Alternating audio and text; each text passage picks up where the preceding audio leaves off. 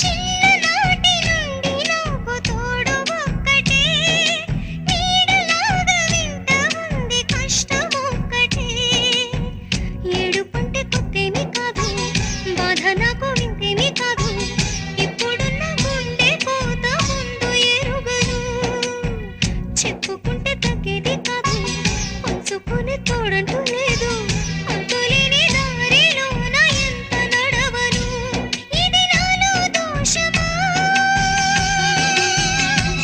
మరి దేవుని శాపమా, విధి ఆడే చూదమా. మనసంటే మాయేనా